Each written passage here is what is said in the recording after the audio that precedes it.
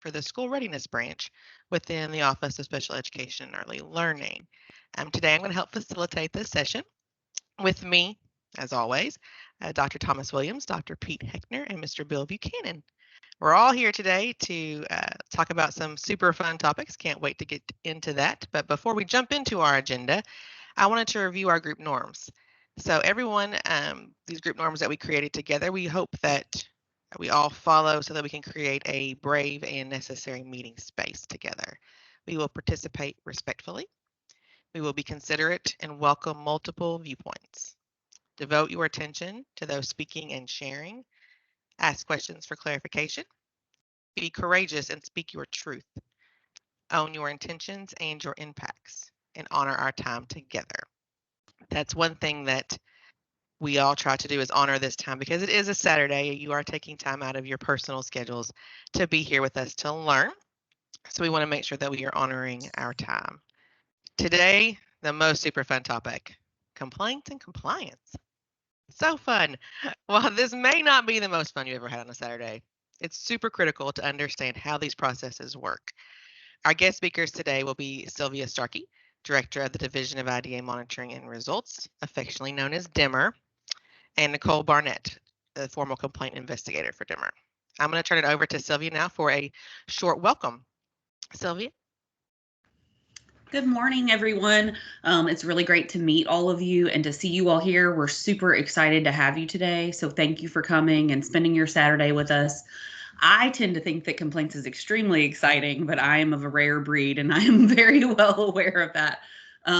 When you are the complaints manager, you get all the time, you're really, really nice, but I never, ever want to see you ever in my district ever again. And so that's something we get really, really used to hearing. I just wanted to take some time today and really kind of talk to you about what it is our division does, how I got into this position, and then just give you some kind of things that I've learned along that way. And of course, my computer isn't going to want to share when I want it to, because that's how these things work. So like Andrea said, I'm the director of the Division of IDEA Monitoring and Results, which is lovingly referred to it as DIMR.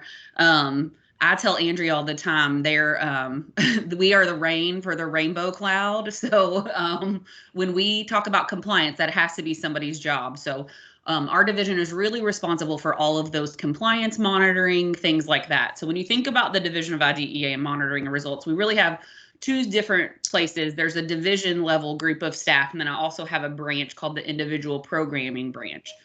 Within our division, the biggest thing that we really work on is IDEA general supervision, which is something I'm going to talk about a little bit later in our compliance discussion.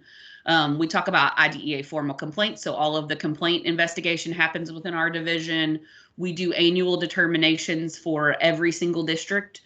So every district every year gets a listing of whether they meet requirements or not. That comes through our division. We also talk about the state performance plan and annual performance report, which is something that's basically how OCL gets all the money for all special education in the state of Kentucky. Our division is responsible for writing that every year. It's a huge undertaking. It's due every year, February 1st. And so our division takes that on and manages all of that. And then within our branch, there's several things that go on. The main thing, and I'm surprised it's actually not on there, is monitoring. So any kind of monitoring within a district or audits that happen for special education happen through our branch. And then we have things like IDEA waivers, so shortened school day and shortened school week kind of waivers and things like that. Technical assistance happens within our branch. So if a district was to call and say, hey, we don't exactly know what to do here, can you give us some advice? That's what we call technical assistance, is when DOSAs call us and say, hey, how can we do this differently or better? We talk about those types of things. With districts, we do the alternate assessment 1% cap. So there's a waiver that we have to submit annually to USED. We handle that within our division and the branch. And then our branch really spends a lot of their time on corrective action plan management. So there's always a lead for that work, and we have a consultant who will individually partner with districts to help them through their corrective action plan, to make sure everything's getting submitted on time, to give them feedback on how they can make it even better than what it was before. So that's really kind of how our division is structured and the types of things that we do. And so that's really kind of what I wanted to show you there.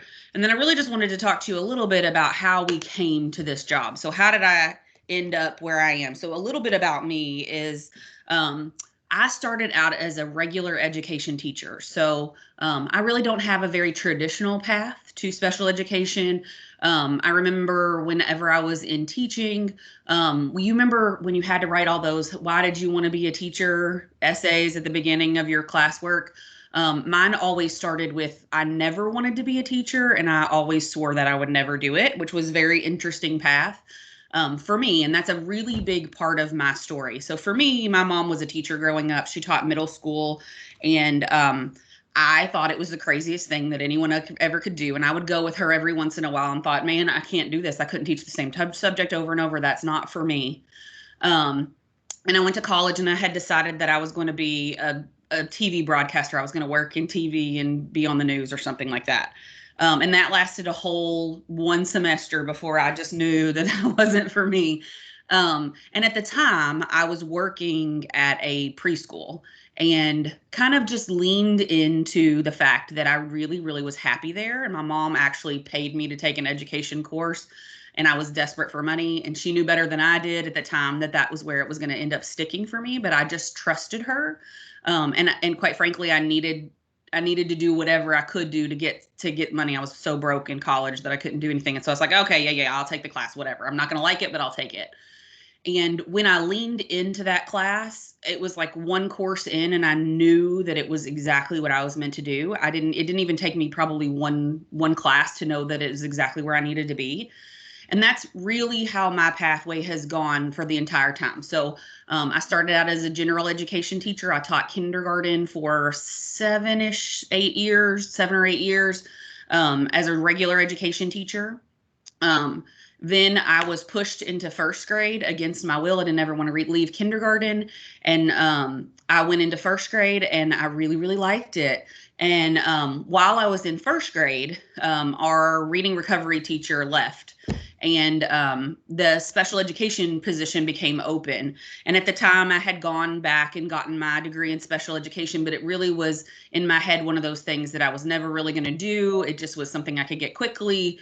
And I wasn't sure if that's what exactly I wanted to do. But I do know that when I taught, I was really good with special education students. All of the students were always in my classroom. Behavior kids always came to me. The principal would always load me up with them, and I never really understood it at the time why they put them with me. But I loved it. And when that position became open, they asked me if I'd consider taking it, and I did. But I said, yeah, I'll take it, but it's with the understanding that I can quit this if I don't like it at the end of the year. And I knew that I was comfortable in that position. I knew that I liked working with students with that, like that. So I leaned into working with students with disabilities, and did that for a little while. I was an EBD teacher for a little bit. And then after that, I taught students with learning and behavior disorders, mostly SLD and EBD, kind of high functioning EBD students who were mostly in the classroom. I would do a lot of that. I did a lot of specific learning disability for a while, and then decided that I was ready to do something different. And so I came to the department where I worked in formal complaints. So I was the formal complaint investigator for about 2.5 years, which if you all are ever have an opportunity to do something like that and you're interested in compliance, I would always encourage you to come and see, to apply for jobs like that or anything in our department. And I'm going to put a shameless plug in that we currently have a vacancy open. So if compliance is something you're interested in, working for the State Department was really great for me to understand, how does a State Department work? What is the structure for those types of things? And how do I do them? From there, I moved into policy advisor. I was the policy advisor for OCL for about 3 months, so not very long. And then I moved into the director position, and I've been here since about 2018, I believe, something along those lines. It was either 2018 or 19, I can't even remember now. And since then have been a director. And I think for me, the hardest part for me was that it wasn't ever anything that I don't necessarily saw myself doing. But if you had asked me 10 years ago if I was going to be a director in the special education department, I would have been like, you're hilarious. And I would have never thought I had the confidence to do something like that. But my my role and my position and my path to this position has really been about leaning into the things that I'm good at and developing those things slowly. So when I started out as a teacher, I developed just working with kids, and I loved doing that. And so I leaned into it and I started working with kids. And then as I started working with kids, I realized I really liked this specialized field, and I really tended to lean towards kids who had more significant challenges. And so I leaned into that and ended up in special education. And while I was in special education, I figured out that I was really good at compliance and that I understood what the regulations meant and how they did those things. And so I leaned into that, and I ended up in a formal complaint position. And while I was there, I leaned into it even more and landed the policy advisor position. And while I was there, I leaned in even more and ended up as a director. And so, one of the things I would just encourage you to do while you are going through programs is to figure out what it is that you're good at and lean into that, because there is a position for everyone at in special education, not just at the State Department, definitely at the State Department as well, but within the whole state of Kentucky. There is always a position that you can find that helps you lean into the things that you're good at. For me, the things that I have learned that are really critical in this job, in my specific job, are that you have to be very compliance minded. So I have to know the regulations inside and outside. I spend time looking at them regularly, even today. I can cite a lot of them by memory. And that is one of the things that's really helped me, because I go over them so frequently, and I do spend time in them and go back and try to figure out what is the intent behind them and what do those words mean. And I remember having conversations with one of my mentors early on about, well, what's the difference between shall and can and must and should, and realizing that all of those words make a difference in what a regulation says and what its intention is. And so that's been really critical for me as a leader. A couple of other things that have been really critical in this position is just decisiveness is super important when you're working with compliance. So when you are running a department and you have to determine what do these regulations mean, it's really up to me to be very decisive, to do all the research that I have to do to figure out what was the intent of this regulation and then make a decision and stick with those things. That's going to be really important for you as a leader, to just know that when you make that decision, to be willing to stick with it, but also to be flexible enough that if you get it wrong, to take that hit and say, okay, yeah, I got that wrong, and let's figure it out together. In this position, in the Division of IDEA Monitoring and Results, which is fairly exclusive to our team, you have to be a really great writer to really lead a team like this. So I've learned that, you really have to know how to write business writing. You have to be a great editor. You have to know how to look at other people's work and provide them with feedback on how to make things better. So that's been really helpful for me. And then also being a big picture thinker. So I have to think bigger than just what does the reg say, but what was the intent of that? How can I find that? How can I put all of those things together to make a general supervision system? And how do I know the landscape? I have to get to know what the political landscape is. And if I don't know it, I have to be willing to learn what it is, and to start paying attention to the little things that are really actually bigger than you think. So what does it look like around you before I make that decision? And that's always really super helpful. In this job, regulations are always changing, and case law changes every single day. So it's really important for me to be a continual learner. I have, we have what's called Special Ed Connections, that it's a subscription service, but it's emailed to us daily. And I spend time every single day learning any new case law that's come out, because when some of those things come out, they're immediately important in special education. And so I have to pay attention to what are those things happening. I remember we were doing complaints and FAPE changed, and the next day I had to turn out a new decision, and it completely changed everything when Andrew came out. So those are the types of things, that we were doing. And I think just a couple other things, and then we'll talk about these a little bit later, is just making sure you're thinking outside of the box and trying to find creative solutions. That's been one of those things that everyone has learned during COVID-19. And that has been really helpful for me as a leader. And then just making sure that we'll talk about this more, that you are able to manage conflict and that you're resilient. And we'll talk about that a lot more when we talk about compliance in a little bit. But just wanted to say thank you all for coming today. And we're so excited to have you and to have a group of people that we can grow into the future leaders for Kentucky. And just thank you for everything that you guys do. And we're excited about, seeing you guys grow. Wonderful. Thank you, Sylvia. That's a great little synopsis of your pathway to the department and where you're at. And she's right. People, love when preschool comes to town because preschool is so fun and friendly. And then when Sylvia comes to town, it's like, oh, why is she here? So she is definitely. But you can't have rainbows without a storm. So without rain. So we balance each other out very well. And I'm super grateful that I've got the opportunity to work with Sylvia and to learn from Sylvia and her group. So we really do appreciate you being here with us today. We're going to move on to a brief project update with Dr. Thomas Williams and Dr. Pete Heckner.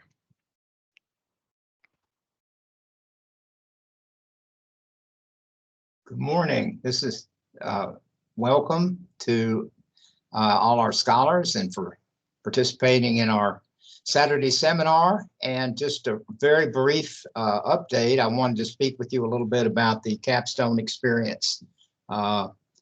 We have been in contact with the representatives from our three universities, our partner universities, Morehead State, Murray State, and Western Kentucky. And they have agreed to support the capstone project through your coursework. And so we're excited about that. We're looking forward to furthering those discussions. And they will actually be joining us at our next month's meeting on the 31st of July to color in some details. So looking forward to that. And Thomas, if you will. Yeah, thank you, Pete. And good morning to everyone. So good morning. It's great to see everyone here this morning. We're so happy that you were able to be with us. So another update that we have is that early on, we were kind of talking about how we can open up a few of our seminars to non-cohort members. So we're happy to announce that we're looking to launch that on August 28th, and we'll talk more about how this will look at our next seminar next month. So this is very exciting because we can now extend it with your colleagues throughout the state. So just look for some more information next month as we begin to explore how we can open up these Saturday seminars for non-cohort members. And so those are all the updates that I have. All right. Thank you, Thomas and Pete, for those updates. That would be exciting to have non-cohort members come and join our discussion groups. I think they would have a lot to share with that. So now we have a quick poll activity, we hope, using the Padlet. Dr. Williams? All right, so I'm going to attempt to do this poll activity. Usually this is Kathy that does this activity, so we'll see how it goes. Okay, can you all see my screen? Yes. Okay, so I'm going to now share.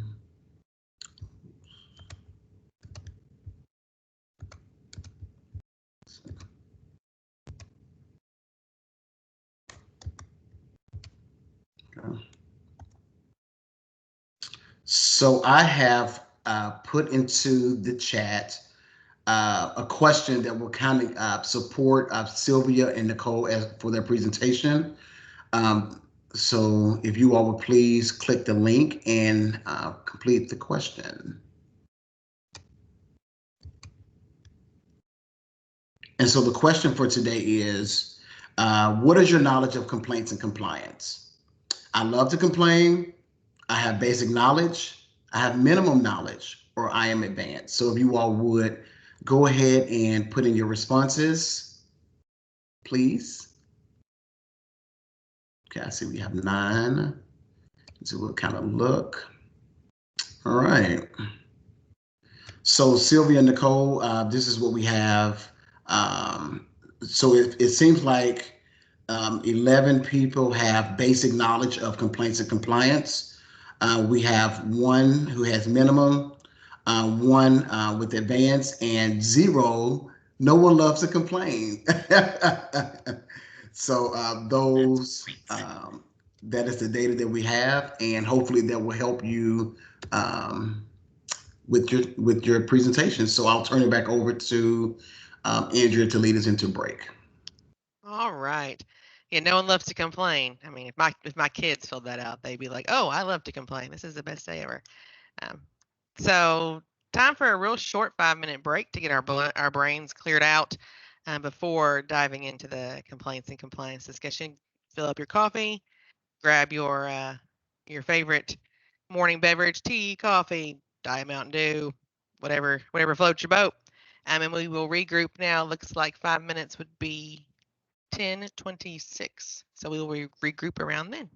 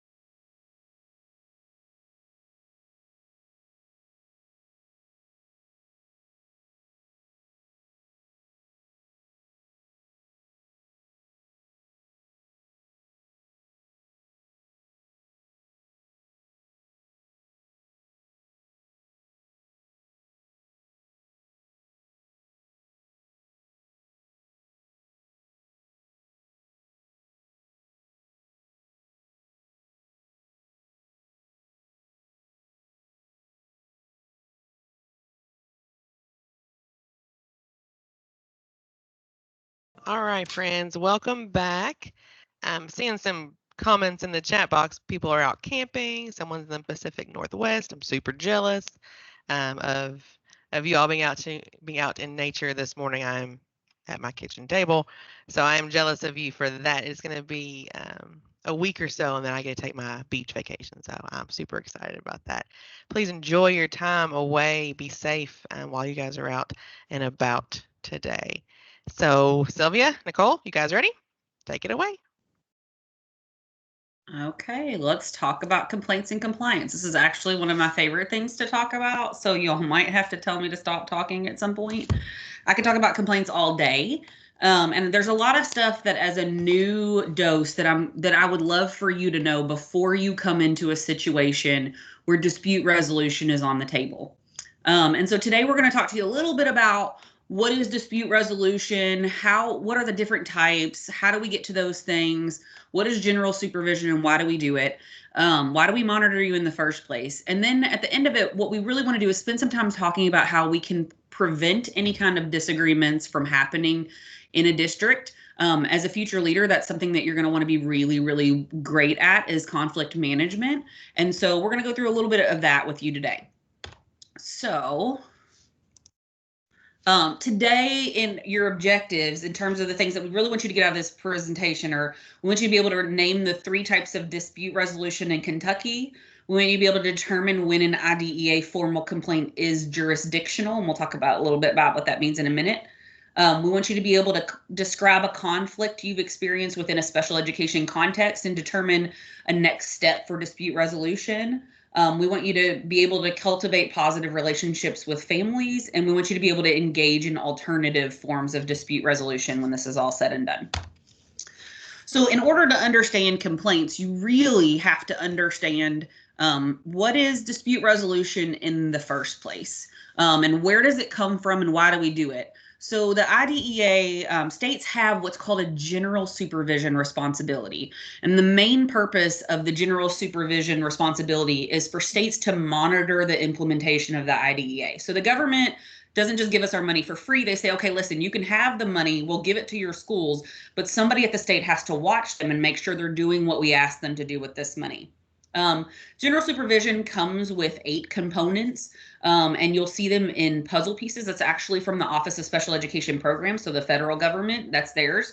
There's all types of different things that happen within general supervision, like our state performance plan and our annual performance report. Remember, that's how we get all of our money.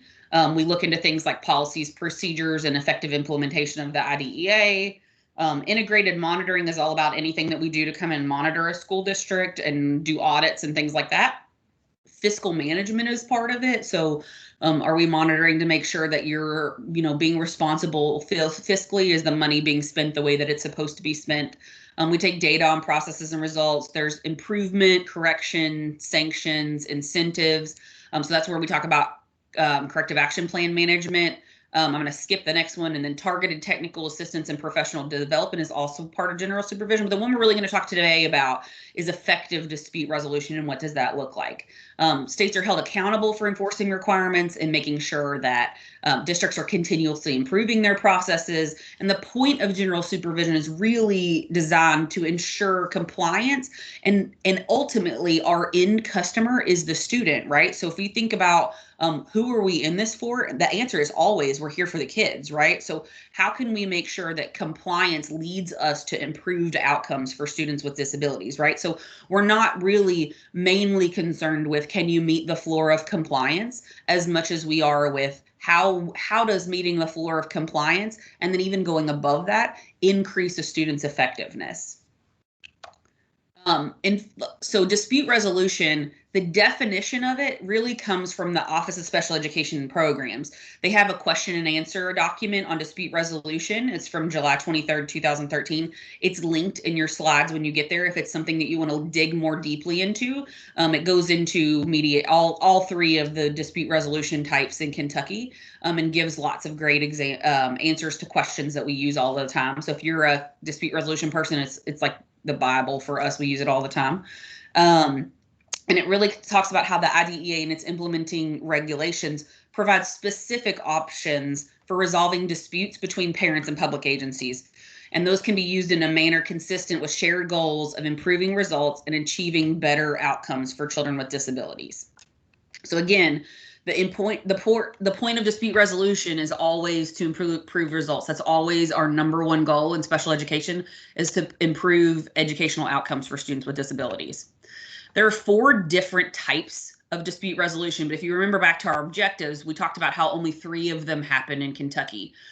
So we're going to talk a little bit about each one. The first one, and they actually, if you look on this list, they go from the least adversarial to the most adversarial. So the first one is the facilitated IEP meetings. Those are really where districts can call in, almost like it's similar to a mediator, but they call in a facilitator. It's not as much as a mediation as it is a facilitation. So they call in an uninvolved party. So someone from outside the district who's also not involved with the parent, someone who's neutral, and have them facilitate the IEP meeting. So they would do ARC meetings, and they would set up a schedule and ensure that each participant in the ARC had equal amounts of participation. So did the parent get to talk as long as the school district did? So think about those things. If you think of them from a parent perspective, when you go into an ARC meeting, and my child is a child with a disability, and I will tell you, I am the director of compliance. I know all the things that are right. And when I am his parent and I go in with my parent hat on, all of that stuff goes out of the window, and all I can think about is you're talking about my baby and all the things that he can't do. And it's terrifying, and I forget everything. And that really, a facilitation is set up in order to kind of level that playing field a little bit and make sure the parent has just as much time to talk, and that the agenda flows, and that people don't go completely off schedule. So that's one of the options. Mediation is another option.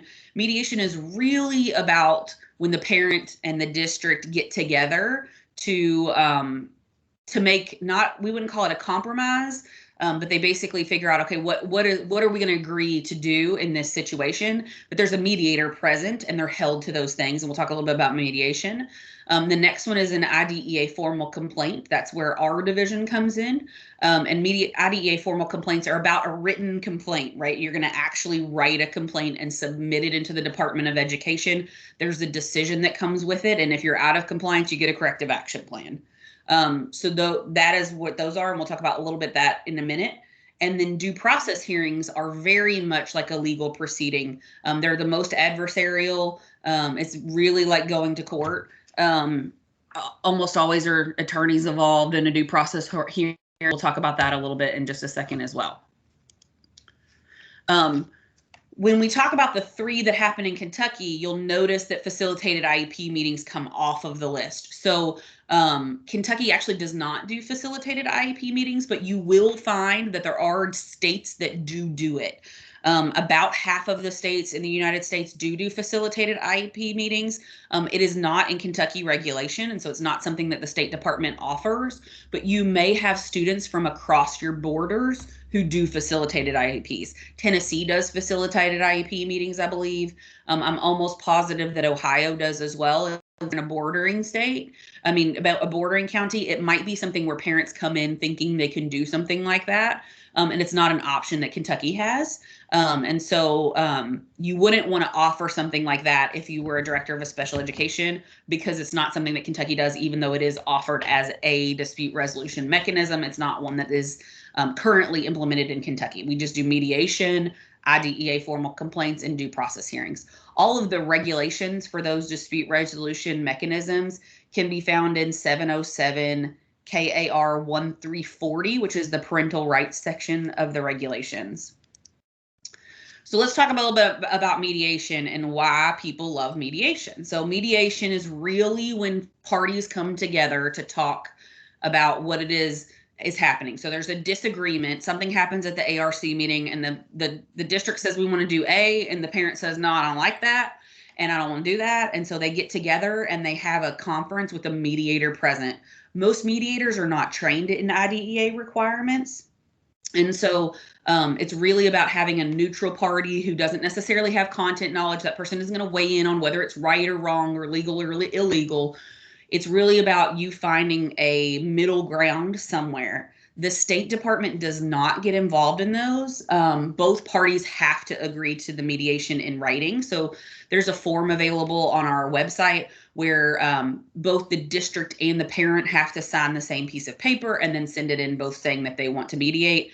You can't force a parent into mediation, and the only people who can mediate are parents. So you can't mediate with an outside party. You mediate only with parents. It's the least adversarial. And the reason that it's the least adversarial is because mediation is all about maintaining the relationship between district and parent. And so districts don't at all hate mediation. They're happy to go to it. Sometimes they will bring their attorneys with them, and sometimes they won't. But in most cases, they don't. They just want to work together to find some sort of agreeable action that everybody can do. Districts love it because there's no corrective action plan that goes with it, but the actions are enforceable. So as the department lead, I don't get a report about whether you were compliant or non-compliant. There is no corrective action plan that is put in place that someone falls up on. But as a parent, the parents like it because the actions that you agreed upon are enforceable. So while they're quiet and we don't get a report of those, if you were to not follow them, the parent could bring that mediation agreement to a formal complaint and say, hey, listen, we did a mediation and they promised they were going to give my child an evaluation and they didn't. And we agreed on that in the mediation. And so we think you should find them out of compliance. That is something that could bring with them. So we don't get a report unless it escalates really. But again, districts and parents also always both like that option because it maintains that relationship. It's all about making sure everybody's in the middle. We come to some sort of agreement that everyone can live with. And it's important for, I try to think about it like this. Like I have some complainants in Kentucky that will complain every time the wind blows. And one of the things I like to tell them is like, it's really best for you guys to figure out what's best for the kid, right? So it's better when the state doesn't get involved, because when we do get involved, people's feelings get hurt. There's corrective action plans. There's enforced actions. Nobody likes that type of thing. And you guys are going to be together for 13 years. So if you think about kindergarten through 12th grade, a student with a disability is going to be in the school system for 13 years. And so if you're having disputes, and that's not even including preschool, so it's even longer than that when we think about students who start in preschool as students with disabilities. So, we can go, up to 15 years in a school system, and longer if they stay till they're 21 because they're on the alternate assessment. And we really want you to be able to maintain a relationship where you guys can talk and work things out, because that's always going to be what's best for the student. Next option are IDEA formal complaints. IDEA formal complaints are very much formal. So again, you send in a letter, you say that that the district violated a requirement. There's a report that goes along with it. There's corrective action plans. It's very formal. Parents like it, and so do districts, because it's the most timely of all of the options. So there is a 60 calendar day requirement for a decision. So once a parent submits a complainant submits it, we have 60 days to respond to what happened. So Sylvia, with a report, yeah. We have a question from Amy Howard. Sure. Good morning. Good morning.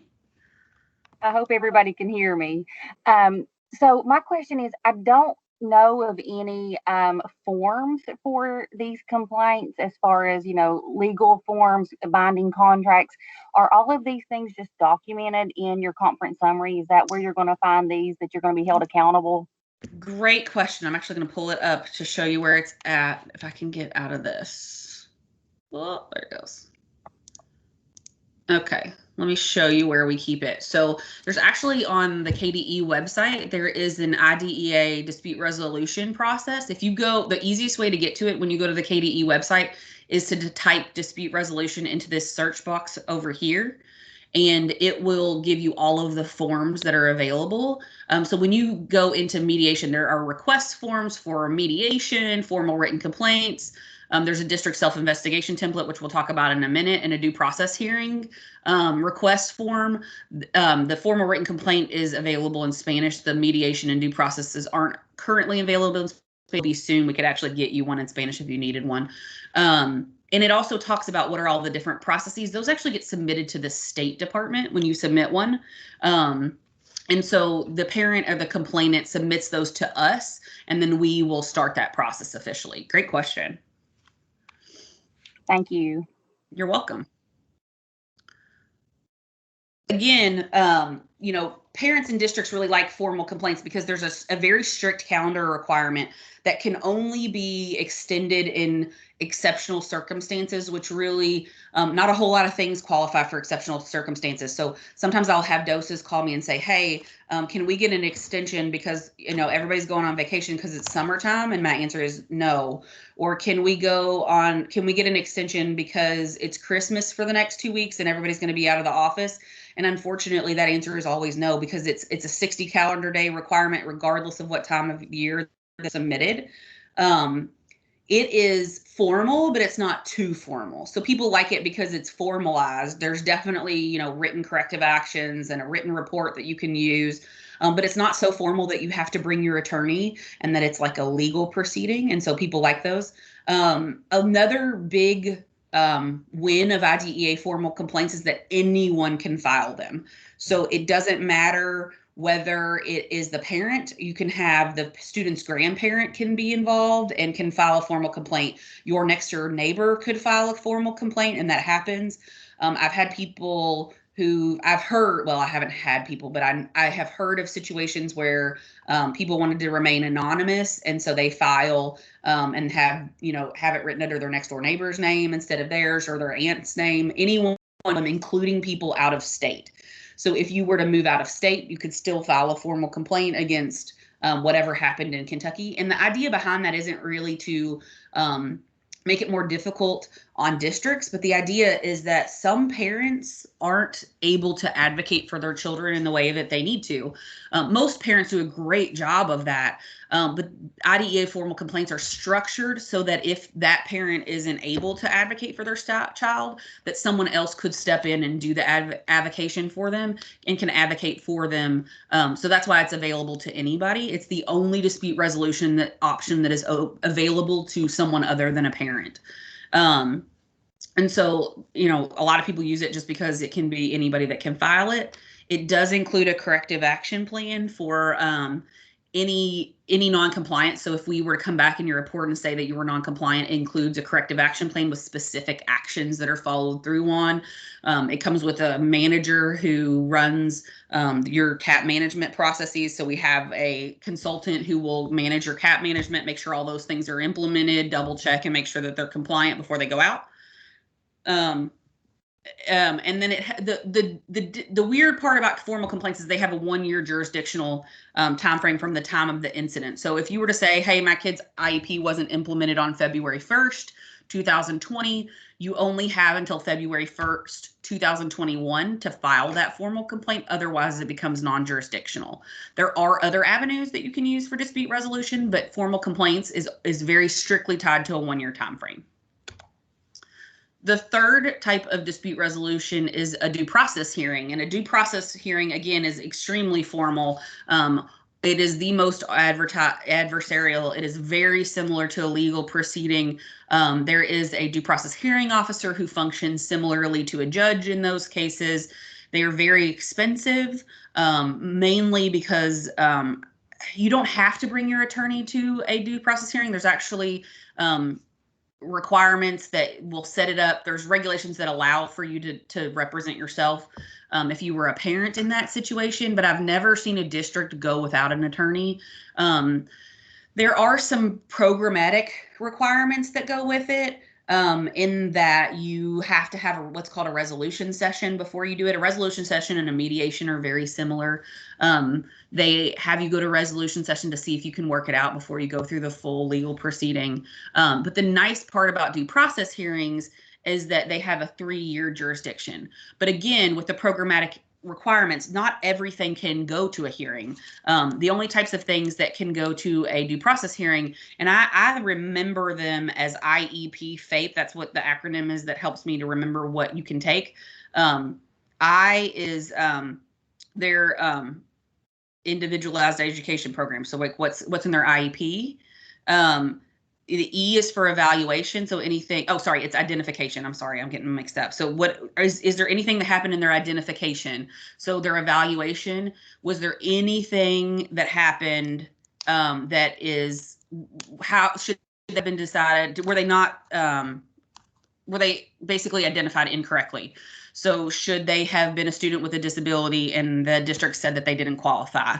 Evaluation is the E in IEP FAPE. And so the E comes into evaluation. So was there something that happened with the evaluation that was inappropriate? P is for placement. So anything that has to do with the placement of a student with a disability. So are they, it could do things like least restrictive environment plays into that.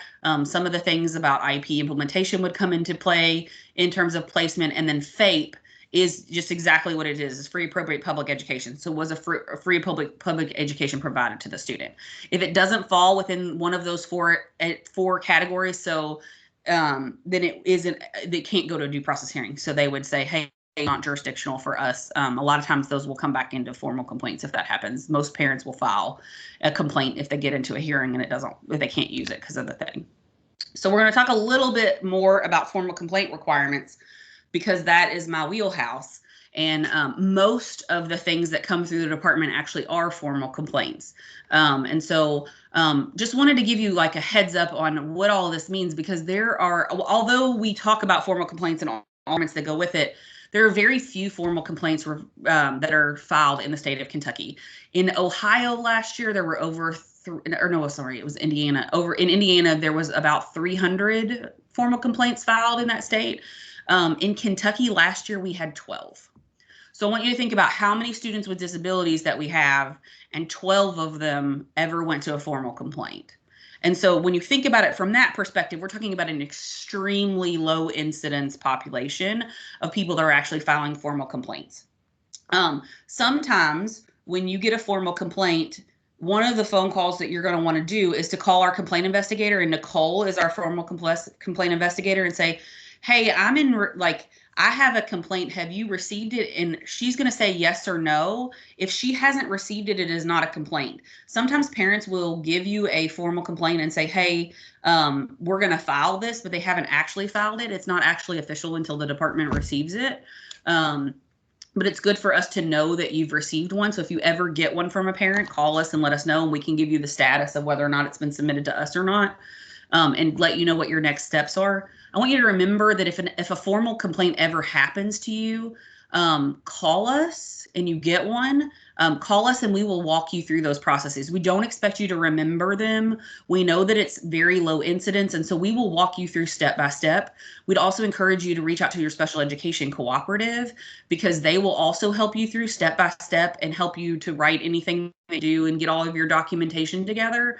No one expects you to remember this, because it is, again, something that only happens to 12 last year districts. And I think last year we actually had some districts that were multiples. So in terms of requirements for a formal complaint, there's a couple of things that have to be included in order for the department to determine that it's jurisdictional. There has to be a statement that the IDEA was violated. There has to be facts that talk about what happened. So you have to say, I think that, that my child was, this district violated the IDEA. I know that because they didn't implement his IEP. It has to have a signature and the contact information of the complainant. So it cannot be anonymous. If it is, then it's non-jurisdictional. It has to have the name and the residence of the child, or contact information if they are homeless under the McKinney-Vento Act. A lot of times parents will assume that we know that the kid lives with them, but in today's day and age, you really can't assume a kid lives with anybody. And so it's really important for complainants to know that information about the residence of the child is actually very important. You have to name the school that the child attends. There has to be a description of the nature of the problem and related facts. Like I said, there's a form that has all of this on there, and if they completely fill out the form, they will be fine. They're not required to use that form. Some people don't, and that's okay as long as it includes all of these elements. There has to be a proposed resolution to the extent it's known and available to the complainant at the time of the filing. Just basically their best guess of what would resolve this for me. And that's a really great thing for us to have and for you to look at. So when you get a formal complaint as a dose, I would encourage you to look at the proposed resolution and see if it's something you're agreeable to, because a complaint is not always permanent, right? So if you read that resolution and you're like, we could totally do that, and that happens all the time. You read it and you say, oh my gosh, we could totally do that. That's very compliant. We can still do that. Call the parent and offer to do that. And a lot of times, if you are able to do that resolution, they will drop and withdraw their complaints. And we will let them as long as they're doing that. There also has to be information indicating that the violation did not occur more than 1 year prior to the date of the filing. And then they have to forward a copy to the district. So if I get a copy and you don't, I will always call you and make sure you have a copy. And if you don't, then I will order the complainant to send one to you. I'll say, hey, you have to get one of those, and we can't start the timeline until you get them a copy of what's going on. This is going to be the part that's really important. If anyone in your district has received the complaint, then it is considered received. So if a complainant or a parent or whoever hands a copy of their formal complaint to the janitor and he immediately drops it into the trash can, it is still received. If it gets to the teachers, it is received. If it gets to the DOS, but it does not have to be put into the hands of the DOS or the superintendent for it to be considered received. It has to be given to the district. It could be given to an administrative assistant. So make sure that your people know that if there's ever a complaint that you need to know about it, so that you're able to get those copies earlier. And so a lot of times we're able to provide copies if it got lost along that process. We can always make sure you get one if you don't have one. A couple of things that we wanted you to know just in terms of trends are most complaints come 3 times a year. And I like to refer to them as presents because I know everybody's like, oh, look at this present I got right now. I'm so excited that I got a complaint. We will see, when you look across our trend data, you'll see lots of complaints that come in around September and August, which is the very, very much, we did this all last year, and I was really understanding last year, but I don't want to do it again this year. And it's already starting to look like that's what's going to happen. So you'll see an increase in complaints at the beginning of the school year when parents are like, hey, this has been going on for a long time. We're not going to do this again this year. We had a really hard time last year, and we're not going to do it again this year. And then they kind of die down, and then you'll see them pop back up around Christmas. So typically in November, late November, early December, we'll see another spike in complaints. It's also related to, think about the school calendar. We've done this all semester. I don't want to do it the second half of the year. And I've also heard parents say, I'm going to give that district a Christmas present. And so sometimes when disputes are happening, that's just a time. And it's really more about the calendar than anything. A good time to file a complaint as a parent is whenever that ended, right? So new semester, it's time for me to do it again. And then at the end of the year, we will also see a third spike in complaints. And that is always typically in April and May, towards the very end of the school year. And again, it's very similar to the beginning of the school year. We've done this all year, and I want to make sure that when we start school next year, that this is under control and that we're not continuing to move on in a way that we weren't happy with. So you'll see those types of things play out in our data. And so just know that those are the types of times of years that you can do it. I think also if you looked across disability categories, you will see most complainants. We get more complainants from students who are either in the referral process and did not get qualified. I get lots of complaints from students with emotional behavior disabilities have a higher incidence rate of complaints, and then also autism. But if you think about it from a parent perspective, it's really important to remember that they have more to fight for. Their students have more challenges, and so there's more for them to advocate for. And so it makes sense if you think about that those types of things would be elevated in the data. When we get a formal complaint, there's a very consistent process they go through. The first is intake, and then we move into, that's just when we give it a number and decide who's going to investigate it. Then there's the jurisdictional review, where we talk about the elements that you saw earlier. Then we get into notification. You either get a notification letter, a non-jurisdictional, or a non-jurisdictional letter. And if you get a non-jurisdictional letter, then it would be followed by dismissal. If they don't have some of the elements, we will send them what's called a non-jurisdictional letter, and it gives them 10 business days to put the things that were not in it. So it's like, hey, you forgot to sign it. If you sign it in the next 10 days, we will send a notification letter. If they don't submit everything within 10 days, it goes into dismissal. But if they do, then we would go into notification letter. And just because it's dismissed because of non-jurisdiction, they can still file the exact same complaint later and get exactly what they, and still, we will still look at it a second time. It just would have a new complaint number with it. Then we move into a self-investigation and document submission phase. In the self-investigation phase, I would really encourage you to lean into your cooperative because they can help you with that. It's really about like the district's perspective of what happened. So finding out what happened, talking to your teachers, putting it in writing, sending us all the documentation that's supportive. So if it's that the kid's IEP wasn't implemented, then you're going to send us a copy of IEP, maybe send us this progress monitoring. There will be a list of all the things that you have to submit. So don't worry about it too much because Nicole's going to walk you through every step of it. And then you'll know exactly what it is that you have to submit before the date. After that, period, the self-investigation period is a couple of weeks, and then the parent has a week to respond to whatever is done. So whatever you submit into that, the parent also gets a copy of. So if you send it to us, you have to send it to well, and then they get a chance to respond and say, hey, no, my copy of the IEP says something different. And so they'll submit theirs as well. Then after the parent response, there's a KDE investigation where our investigator goes out, tries to figure out what happens, talks to people, interviews people. Sometimes there will be an on-site visit within that. We don't do those very often, but they do happen. It really depends on how complicated the complaint is, whether or not we feel like being on site would be more beneficial.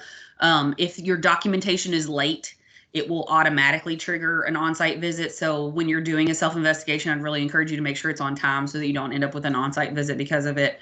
And then after the investigation and interviews, you'll get a final report. And then within that final report, if there were any non-compliances, you would be issued a corrective action plan that has very specific corrective actions that you enter into.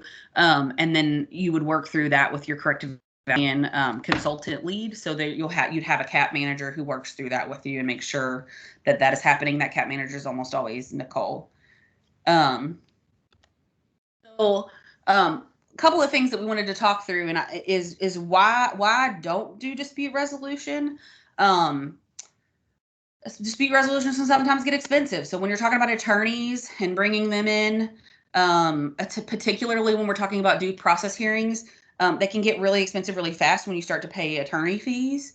Some of them can be lengthy, and it's really hard to maintain that relationship between the parent and the district whenever you're engaged in dispute resolution. It's almost always seen as some sort of adversarial means. And so what we really want you to think about as a better solution in terms of alternative dispute resolution. So again, only 12 people filed formal complaints last year. So the majority of dispute resolutions agreements were handled alternatively. So they were handled between the district and the parent, and the state never got involved. And we wanted to really talk to you about what does that look like and how do you know what to do and what do you do when those things happen. There's a couple of things you can do, and this is not an exhaustive list by any means. You can call the parent. So if you know that they're upset and you're the director, call them and find out why, and listen and see if there's something you can do and what can you garner from a conversation if you were to call them. Sometimes it's simple as sending progress home more often. Sometimes parents just don't feel involved because they don't know what's going on. It's going to be important for you to start with the student's strengths in mind. Think about what they're good at as a parent.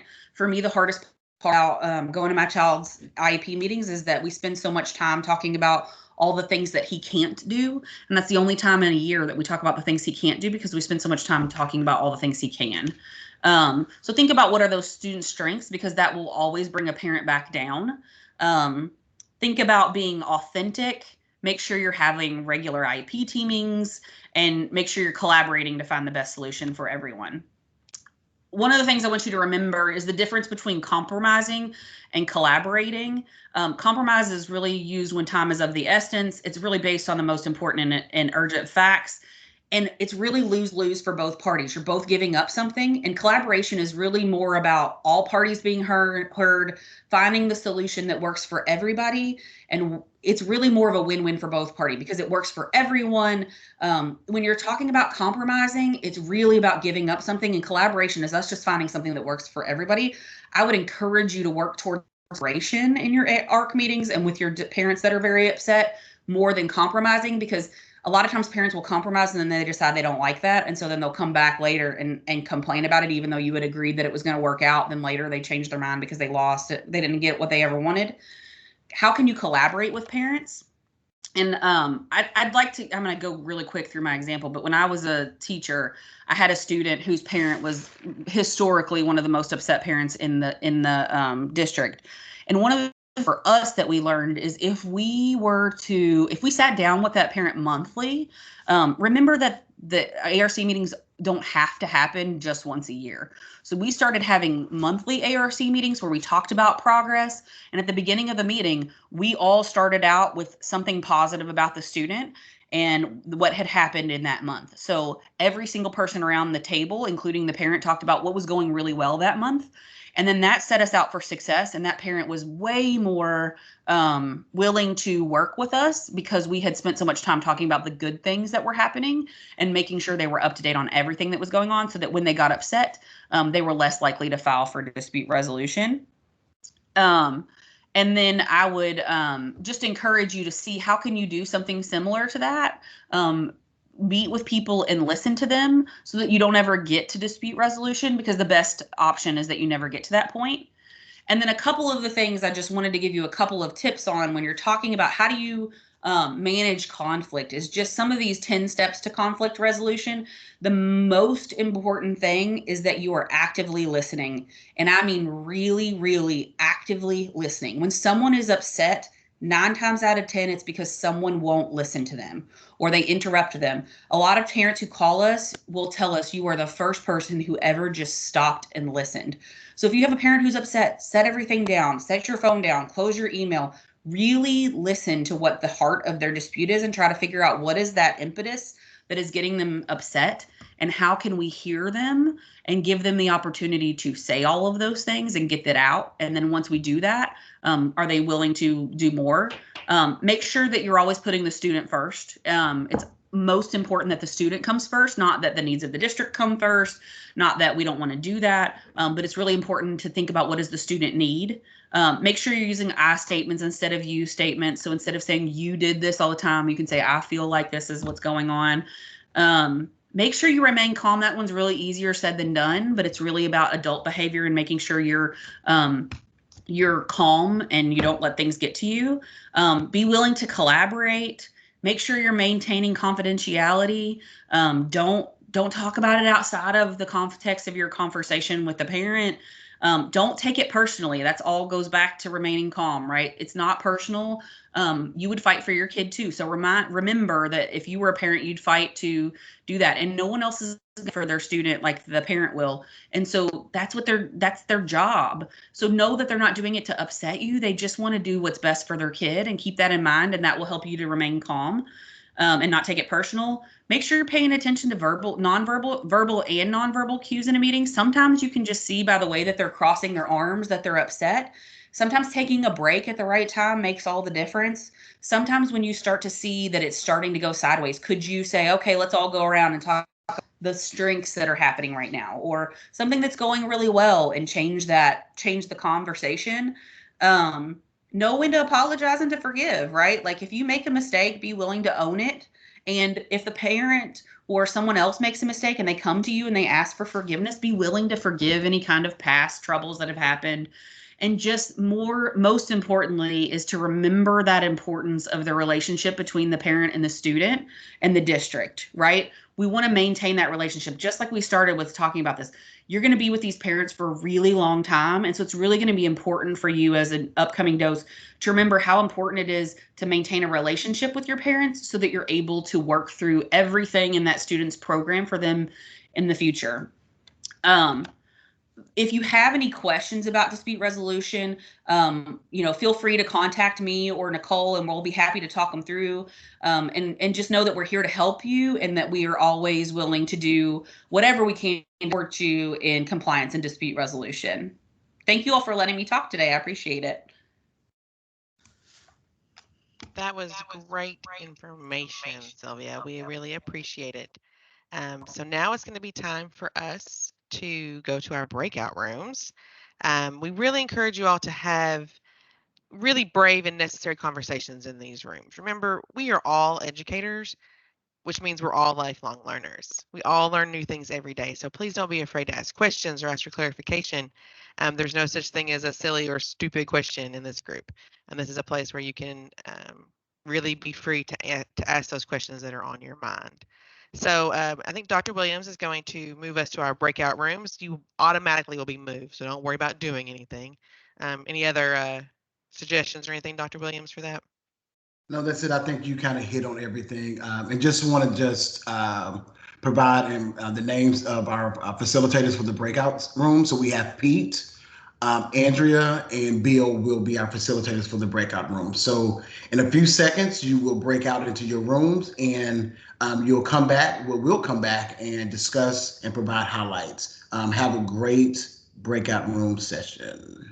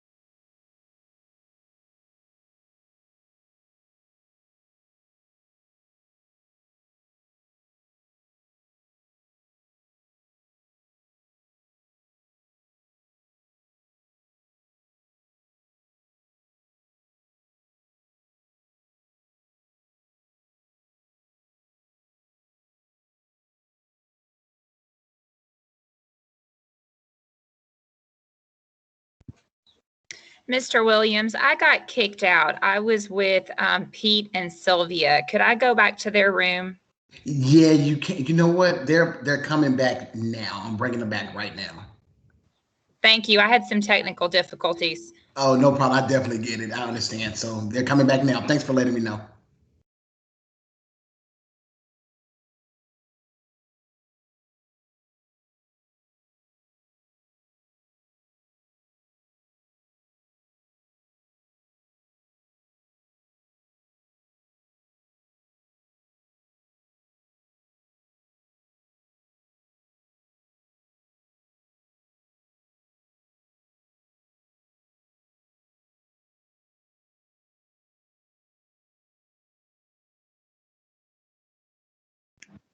Yeah.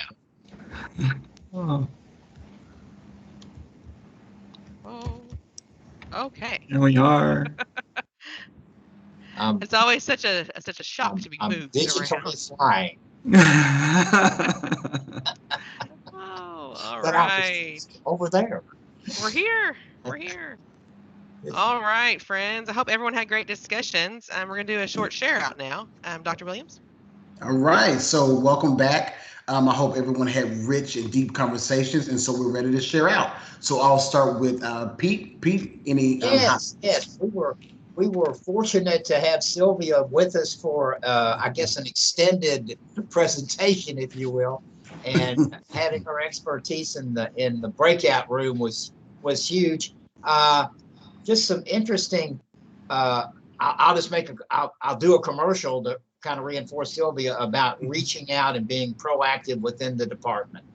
It is all about creating relationships. And I know as a director myself and also as a KDE employee, I've been on both sides of the desk, and I really, really, really would urge everyone to call and create find someone you're comfortable with at the department and tap into that resource, because anything anyone can do to avoid conflict is what we're all about.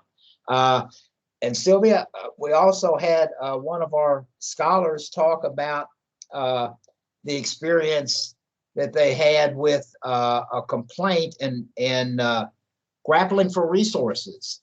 And so I think one of the thoughts that the department folk are going to take away is, what if, reacting to that request and that need, and what might be some future directions for offering supportive resources. And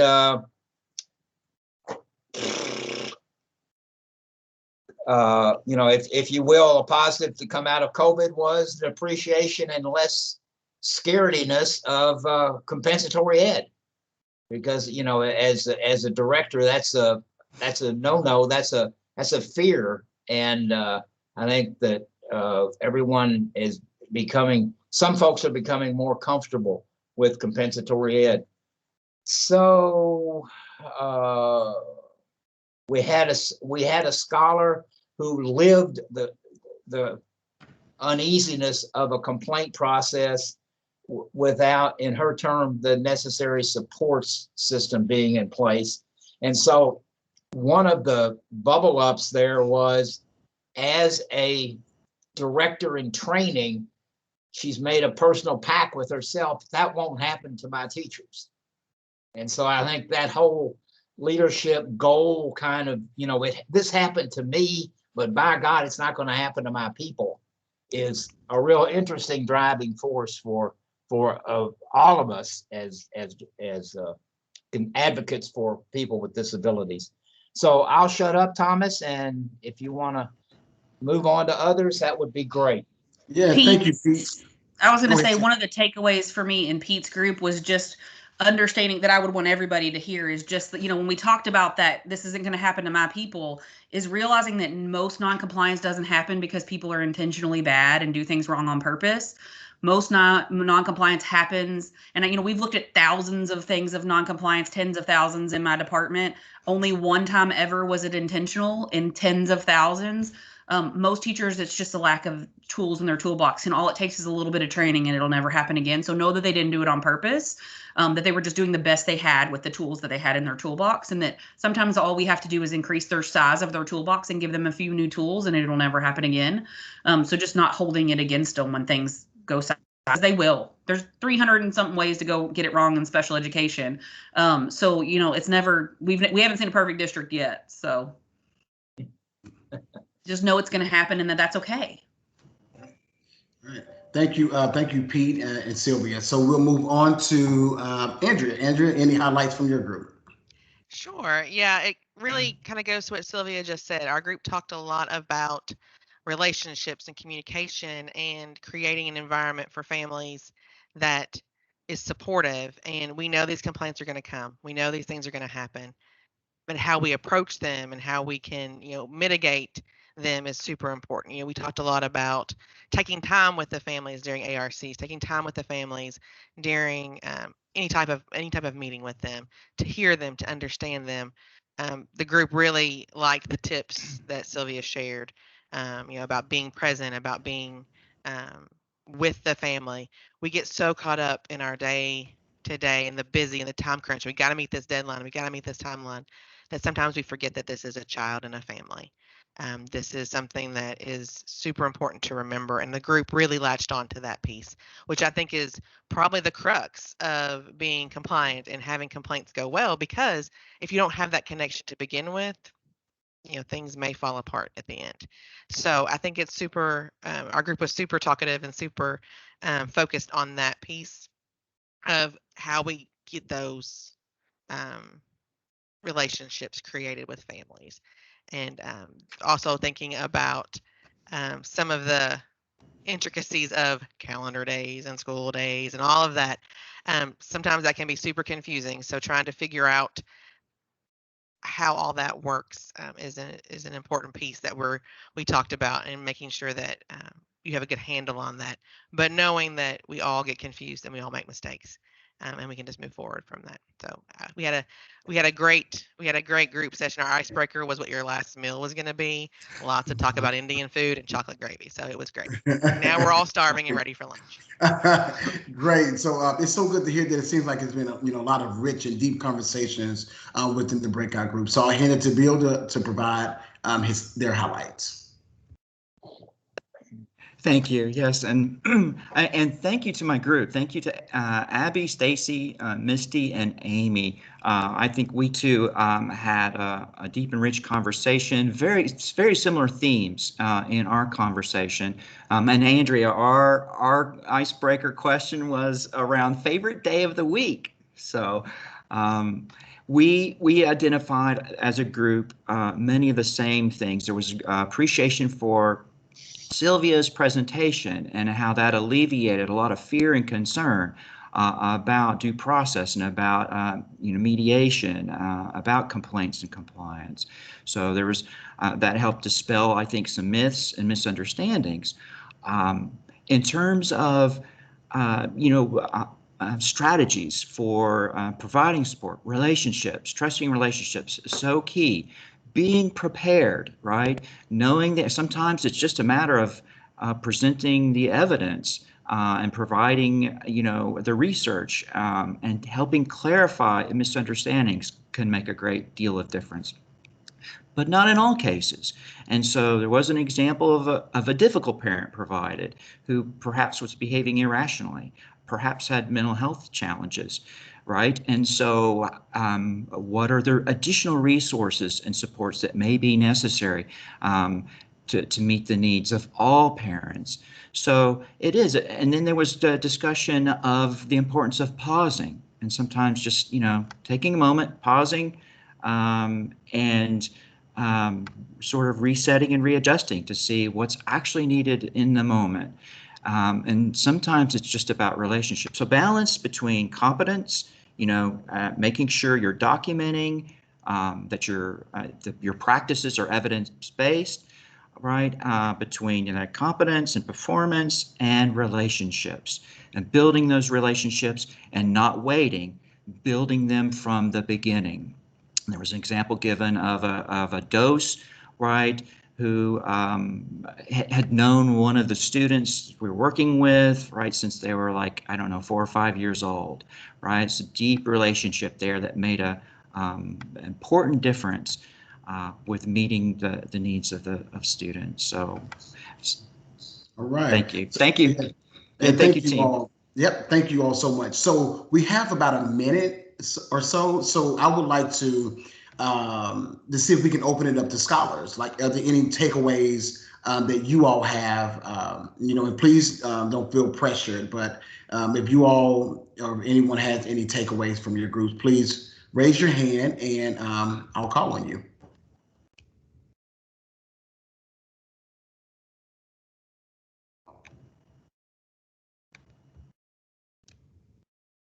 Okay. All right. So I don't see any hands. So again, I'm happy to hear that the breakout rooms were successful, and I'll hand it to Andrea for the evaluation and to close us out for today. All right, friends. I sincerely hope that you all enjoyed this session. I always enjoy hearing from scholars in their breakout rooms. I love that piece of these meetings. I think it's really impactful, and the information that was shared today is really important. Not only to the success of your program as far as being compliant and things like that, but to the success of and outcomes of students with disabilities across the state. The link to the evaluation is in the chat box. Please complete this evaluation honestly. We always want to improve our sessions so that you guys can benefit from that. That's why we're here. So please complete that for us so we can look through those and make changes or tweaks as we need.